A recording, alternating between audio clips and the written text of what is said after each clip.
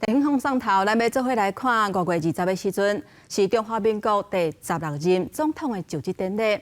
在总统赖清德发表就职演说了后，中国是随雄雄展开宽大军演。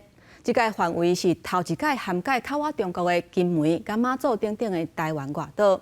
这个消息一日出来，嘛引起国际社会关注。咱台记台青出咱的梦，今仔日暗时7点半，要带各位观众朋友来去金门的第一线。在两花精势紧张的情形之下，金门在地少年人因是安怎看待金门的未来，也有这居民是安怎在两花之间维持平衡生活。这个仔细看，这边本来是门的位置，那它现在变成一个窗户。在台顶甲闽蓝色建筑的是文权甲智玲，因是在金门创意市集熟悉的。两个人拢对金门闽南文化真有热情，加上对教育有共同的理念，因在2019年决定做伙创业，用文创教育来推广金门的文化。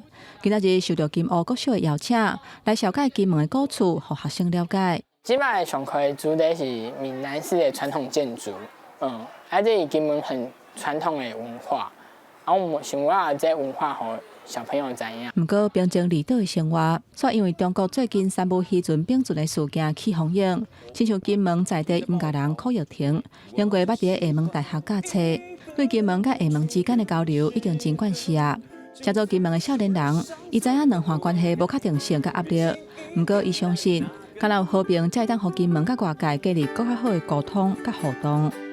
即摆两岸这局势，其实阮都是惊会有战争。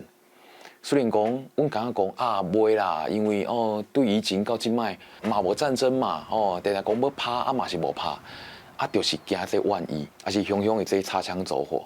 这个并船的事件引起两岸之间真大的风波。这对为台湾回乡在金城镇开咖啡厅的袁正家来讲，伊算是老神在在。毋知大家咧紧张啥好，真正的啦。做侪人咧讲金门最危险的，要安怎？恁敢会惊？我就想讲，这感觉好像外国人咧看台湾共款，外国人看台湾嘛感觉哇，台湾最危险要拍起啊。毋过伫台湾生活的时阵嘛无迄感觉，对金门人来讲嘛是安尼啦。虽然两岸情势无确定，不过金门的少年人要是保持对故乡的热情甲希望，因一直打拼伫传统甲发展之间找到平衡，而且期待伫所落来地缘政治的竞争当中，找到适合金门的定位，嘛找到会当安居乐业稳定的空间。记者吴德庆、连胜伟金门报道。